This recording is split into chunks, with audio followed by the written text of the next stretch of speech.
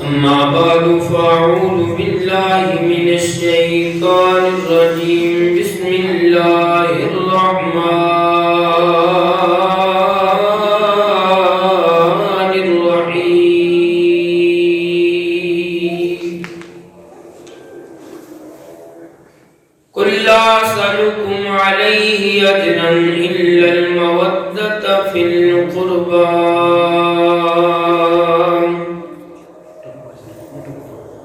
آمنت بالله صدق الله مولانا العظيم وصدق رسوله النبي الكريم الأمين ونحن على ذلك من الشاهدين والشاكرين والحمد لله رب العالمين رب اشرح لي صدري ويسر لي واحلل عقدة من لساني يفقهوا قولي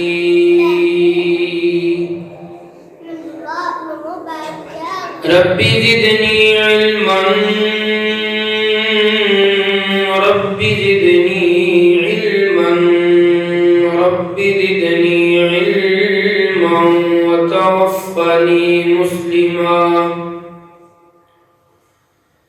توفني مسلما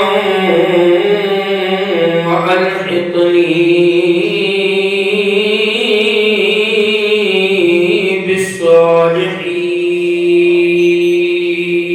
بالصالحين لي خمسة نطفي بها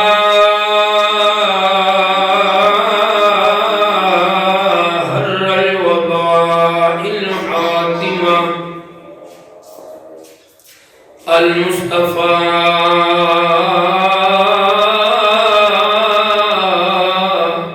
والمرتضى وابناهما والفاطمة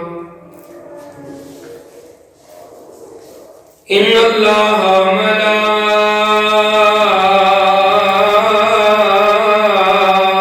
وملائكته يصلون على النبي يا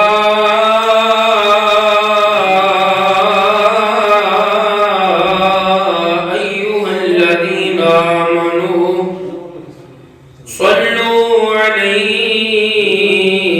وسلموا تسليما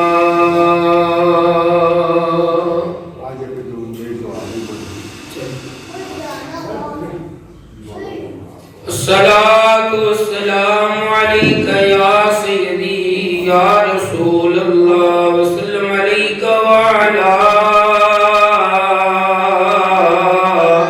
آلك وأصحابك يا حبيب الله الصلاة والسلام عليك يا سيدي يا رسول الله وسلم عليك وعلى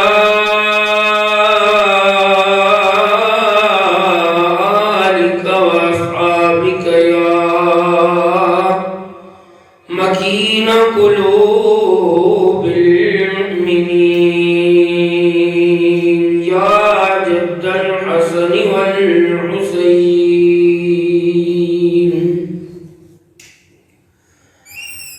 یا الہی رحم فرما مصطفیٰ کے واسطے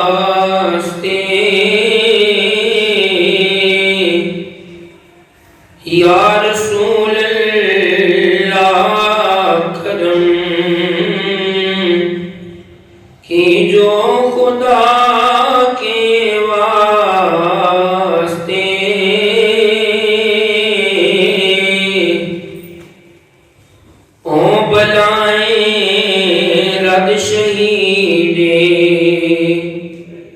کربلا کے واسطے مشکلیں حل ہوں، شہ مشکل کشا کے واسطے اور ہوں بلائیں رد شہید کربلا کے واسطے۔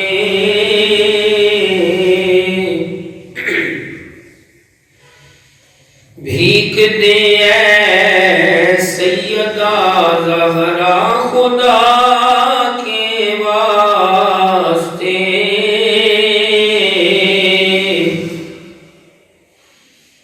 بھیک دے اے سیدہ زہرا خدا کے واسطے، مصطفیٰ مولا علی خیبر کشا کے واسطے، مشکل آسان ہوں، بحر ملیکائے عرب زینب کبریٰ کی پاکیزہ رضا کے واسطے، زینب کبریٰ کی پاکیزہ رضا کے واسطے، اور زہر پی کر بھی حسن ہرگز نہ ہوئے لب کشا، ہو عطا خیرات سے شمس رضا کے واسطے، پڑھ رہا تھا نوک نیزہ پر جو قرآن مجید، اس شہید کربلا گل کو کعبہ کے واسطے، بھیک دے اے سیدہ زہرا خدا کے واسطے، مصطفیٰ مولا علی خیبر کشا کے واسطے۔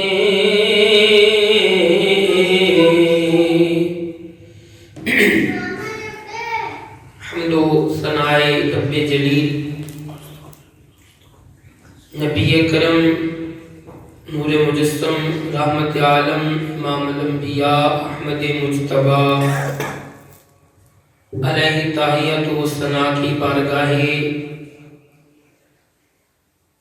بے کس پناہ بارگاہ رسالت مآب صلی اللہ علیہ وآلہ وآصحابہ وبارک وسلم میں نذرانہ عقیدت بصورت درود و سلام انتہائی عجز و انکسار کے ساتھ پیش کرنے کے بعد پچھلے چند جمعۃ المبارک کے اجتماعات میں اللہ کی توفیق سے اہل بیت رسول خانوادہ امام الانبیاء ائمہ اہل بیت کی زندگیوں سے کچھ نہ کچھ سیکھنے کی کوشش فقیر کر رہا ہے۔ اللہ تبارک و تعالی ان صابرین، شاکرین اور ان شہداء کے اسوہ حسنہ پہ ہم سب کو عمل پیرا ہونے کی توفیق عطا فرمائے۔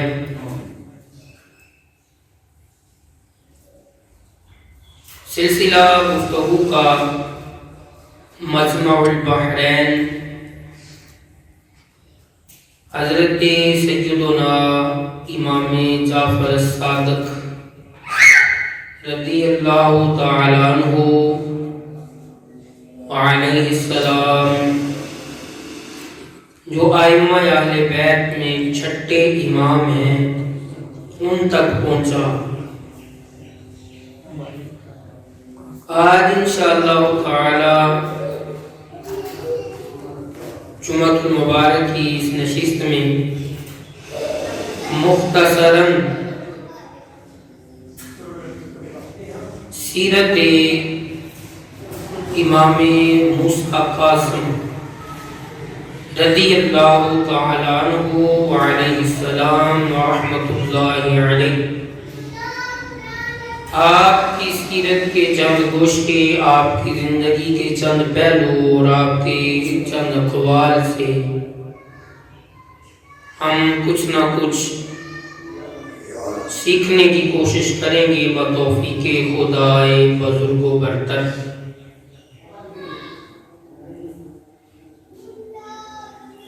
حضرت سیدنا امام جعفر صادق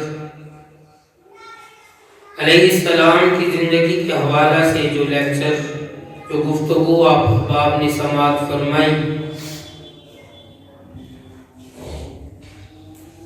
اس میں نے عرض کیا تھا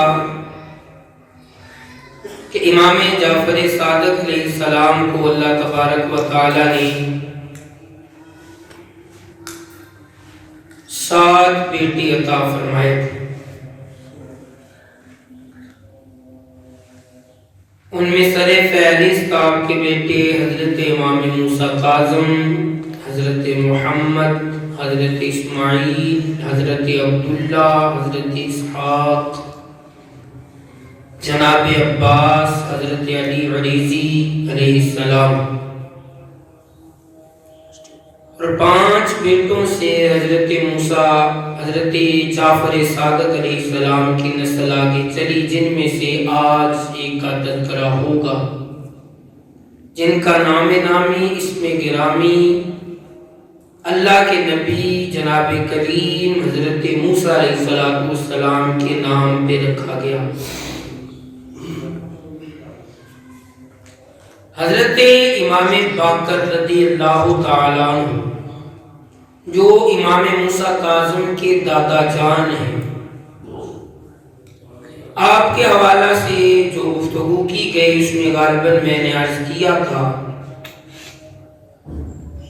کہ جب جعفر صادق امام موسیٰ کاظم کے والد محترم جوانی کی طرف گامزن ہوئے تو جناب باقر علیہ السلام کے مریدین، آپ کے مخلصین، آپ کے متعلقین نے عرض کی کہ حضرت امام جعفر صادق کی شادی کر دی جائے، ان کا نکاح کر دیا جائے۔ حضرت امام باقر علیہ السلام نے فرمایا کہ جاؤ جناب جعفر کے لیے کوئی لونڈی خرید لاؤ۔ یہ عرصہ تک سلسلہ چلتا رہا اسلام میں، مسلمانوں میں، کہ لونڈیاں خریدی جاتی اور ان سے نکاح کیا جاتا اور اس سے اولادیں بھی ہوتی۔ باندیاں، لونڈیاں، یہ لفظ تاریخ اور سیرت کی اور احادیث کی کتابوں میں ملتا ہے۔ امام باقر علیہ السلام نے امام جعفر صادق کے لیے کسی بردہ فروش کے پاس لوگوں کو بھیجا کہ جاؤ حسین و جمیل کوئی پاک عورت لے آؤ جس سے جناب جعفر صادق کا نکاح کیا جائے۔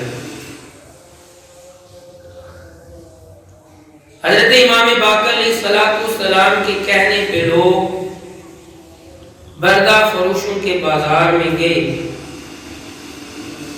وہاں ایک بردہ فروش سے ملاقات ہوئی اور اس سے کہا گیا کہ ہمیں ایک لونڈی درکار ہے، ایک لڑکی خاتون درکار ہے، ہم نے کسی نوجوان کا نکاح کرنا ہے۔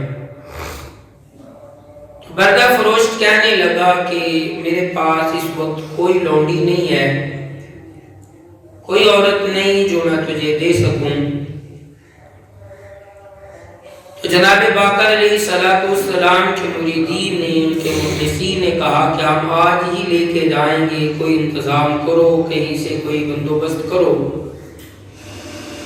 تو بردہ فروش کہنے لگا ہاں ایک عورت حسین و جمیل لڑکی ہے، وہ میرے پاس موجود ہے، مگر تم اس کی قیمت نہیں ادا کر سکتے۔ انہوں نے کہا کہ ہم ملاقات کریں گے، دیکھیں گے،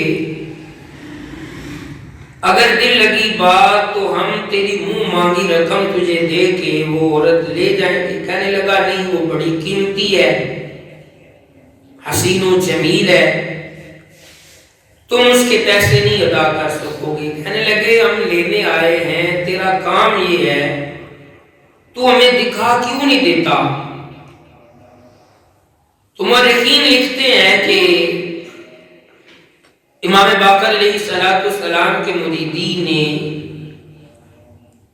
جب اس عورت کو دیکھا، اس بردہ فروش سے قیمت پوچھی، تو وہ کہنے لگا کہ میں 70,000 سونے کے سکے لوں گا، اس کی یہ قیمت ہے، اس کے عوض یہ تجھے دی جائے گی۔ تو امام باقر علیہ السلام نے ایک چھوٹی سی تھیلی دی تھی اپنے مخلصین کو کہ یہ لے جاؤ سونے کے سکے، اور اس سے کوئی لونڈی، کوئی باندی خرید لاؤ۔ تو مخلصین امام باقر علیہ السلام نے وہ تھیلی اس کے سامنے رکھ دی، کہنے لگے گن لو، سکے پورے کر لو۔ وہ متعجب ہوا کہ اتنی چھوٹی سی تھیلی میں 70,000 سکے کیسے آئیں گے۔ انہوں نے کہا تم گنو تو صحیح۔ تو سیرت نگاروں نے یہ لکھا ہے کہ جب اس تھیلی کو کھول کے سکے گنے گے تو وہ پورے 70,000 تھے، پورے 70,000 تھے۔ یہ امام باقر علیہ السلام کی کرامت بھی ہے۔ چونکہ تذکرہ جناب موسیٰ کاظم کا ہے تو اس حوالے سے میں آپ کی والدہ کا تعارف کروا کے آگے جاؤں گا۔ تو مختصراً یہ کہ انہوں نے 70,000 سکے دیے اور باندی کو لے کے آ گئے۔ راستے میں انہوں نے بات کی کہ یہ جناب باقر علیہ السلام نے حضرت جعفر علیہ السلام کے لیے لونڈی کا ہی کیوں انتخاب کیا ہے، باندی کا کیوں انتخاب کیا ہے؟ سے جائے کہ خاندان نبوت کی ہے، اس میں لڑکیاں بھی ہیں، خواتین بھی ہیں، عصمت و طہارت والی ہیں، مخدرات اہل بیت ہیں۔ اور کسی نے یہ بھی کہا کہ یہ بردہ فروش لوگ ہوتے ہیں، بڑے ظالم ہوتے ہیں، ظلم کرتے ہیں، اور یہ ان کی ملکیت ہوتی ہیں یہ لڑکیاں، یقیناً اس نے کوئی ظلم و زیادتی کے ساتھ ساتھ کوئی زنا بھی کیا ہوگا۔ چلیں امام باقر علیہ السلام کا فیصلہ ہے، آپ کی بارگاہ میں جا کے یہ عرض کریں گے۔ تو جناب باقر علیہ السلام کی بارگاہ میں جب اس لونڈی کو پیش کیا گیا تو ساتھ ہی یہ بات بھی کر دی گئی کہ جی یہ عورت آپ کس طرح کہہ سکتے ہیں کہ ہونے والے امام کی ماں ہے، کہ سلسلہ امامت کا بھی آگے چلنا ہے۔ امام باقر علیہ السلام سے عرض کی گئی کہ یہ ہونے والے امام کی امت کے پیشوا تھے، نسل رسول صلی اللہ علیہ وسلم کا جو آگے سجادہ نشین آئے گا اس کی ماں ہوگی، تو یہ آپ کس طرح کہہ سکتے ہیں کہ یہ پاک دامن ہے، اسے کسی غیر مرد نے نہیں چھوا؟ تو اللہ تعالیٰ کا بھی وعدہ ہے انما یرید اللہ لیذھب عنکم الرجس اہل البیت ویطہرکم تطہیرا۔ اب اتنی تفصیل عرض کرنے کا مقصد یہ ہے کہ چاہے وہ بردہ فروشوں کے بازار سے آئی تھی اور لونڈی تھی اور خریدی گئی تھی، اللہ تعالیٰ نے اس گھر میں آنے والی بہو کو ہر طرح کی غلاظت سے پاک رکھا تھا. سبحان اللہ. وہ کس طرح؟ امام باقر علیہ السلام نے حضرت امام جعفر صادق کے نکاح سے پہلے آنے والی خاتون سے پوچھا ان لوگوں کے کہنے پہ کہ تو بردہ فروشوں کے بازار سے آئی ہے، بتا تجھ سے کوئی زیادتی تو نہیں کی گئی؟ تجھے کسی غیر مرد نے چھوا تو نہیں؟ اللہ اکبر. تو وہ ان کا نام تھا حمیدہ خاتون. امام موسیٰ کاظم کی والدہ کا نام کیا ہے؟ حمیدہ خاتون. وہ عرض کرنے لگی بابا جی ہاں یہ بردہ فروش واقعی بڑے ظلم کرتے ہیں، جبر کرتے ہیں، ظلم و ستم کرتے ہیں، زنا بھی کرتے ہیں کیونکہ ان کی ملکیت ہے، مگر جب بھی اس بردہ فروش نے میری طرف بری نیت سے ہاتھ بڑھایا تو خود جناب امام باقر کی طرف اشارہ کر کے کہنے لگی سننے والوں سن لو، یہ بزرگ تھے جو اس کے ہاتھ کو میرے تک پہنچنے نہیں دیتے تھے. اور بعض مورخین نے یہ بھی لکھا ہے کہ اس کا ہاتھ جو تھا وہ پتھر کا ہو جاتا تھا، اس بردہ فروش کا ہاتھ پتھر کا ہو جاتا تھا. اب اس سلسلے کو میں آگے جانے سے پہلے کہ امام موسیٰ کاظم کی والدہ کا تعارف آپ کو کروایا ہے، تھوڑا نہیں بہت زیادہ پیچھے جانا پڑے گا. آپ نے بارہا مرتبہ سنا ہے حضرت ابراہیم علیہ السلام کا تذکرہ. ہم پڑھتے ہیں نا اللہم صلی علی محمد وعلی آل محمد، اور پھر پڑھتے ہیں اللہم بارک علی محمد وعلی آل محمد کما بارکت علی ابراہیم، اور پھر پڑھتے ہیں اللہم صلی علی محمد. یعنی حضرت ابراہیم علیہ السلام آپ کی آل پر درود و سلام ہو، نبی پاک صلی اللہ علیہ وسلم کی آل پر درود و سلام ہو.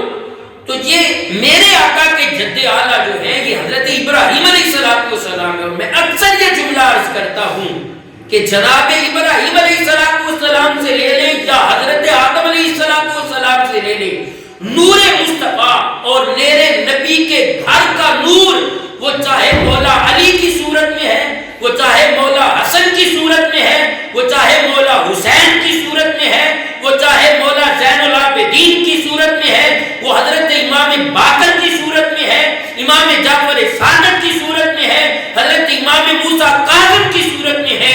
میرے آقا کا نور کسی بھی ایسے شخص کے پاس نہیں گیا جس کا کردار کسی بھی لحاظ سے گندا ہو.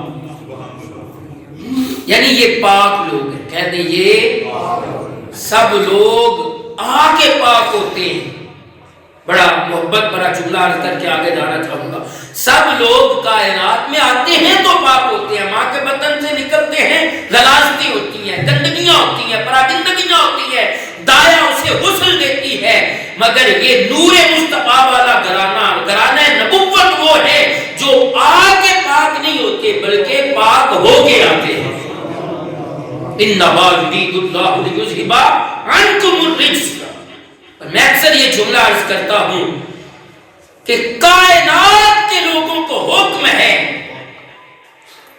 کہ پلیتی کے گندگی کے قریب نہ جاؤ.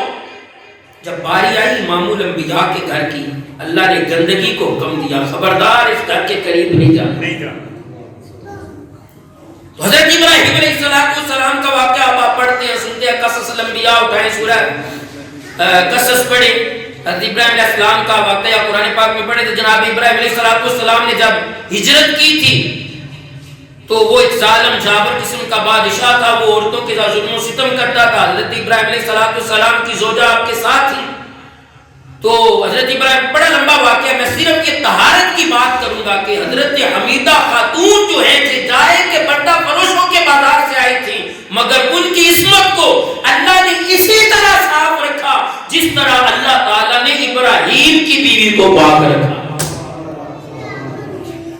حضرت ابراہیم علیہ السلام نے وہاں چند دن گزارے تو حضرت ابراہیم علیہ السلام کی زوجہ محترمہ سے بدفعلی کرنا چاہتا تھا، تو جب ہاتھ بڑھاتا تو اسی طرح جس طرح جناب باقر علیہ السلام کو مخاطب ہو کے حمیدہ خاتون نے کہا کہ آپ آتے تھے اور اس کا ہاتھ میری طرف سے ہٹا دیتے تھے اور اس کا ہاتھ پتھر کا ہو وہ بادشاہ بری نیت سے میرے امام الانبیاء کے جد اعلیٰ کی زوجہ محترمہ کی طرف ہاتھ بڑھاتا تو اس کا ہاتھ پتھر کا ہو جایا کرتا تھا.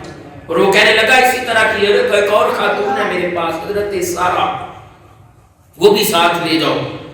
یہاں بھی لوگوں نے اعتراض کیا، نعوذ باللہ، کہنے لگے کہ یہ نبی اسماعیل علیہ السلام جو ہے یہ ایک باندی کی لونڈی کی اولاد ہے. لونڈی نہیں، وہ بھی بہت اعلیٰ خاندان کی تھی. یہ حمیدہ خاتون بھی بہت اعلیٰ خاندان کی تھی.